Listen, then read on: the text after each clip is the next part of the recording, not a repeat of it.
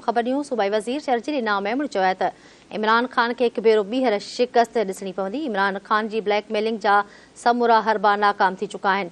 समाजी राब्तनि वारी वेबसाइट ते जारी कयल बयान में शर्जील इनाम मेमण चयो त सिंध ऐं बलूचिस्तान जो अवाम वक़्त ते चूंडूं चाहे थो। पाकिस्तान खे सियासत जे नाले ते ॾफेड़ न पर वॾे पैमाने ते इतफ़ाक़ी राय जी ज़रूरत आहे।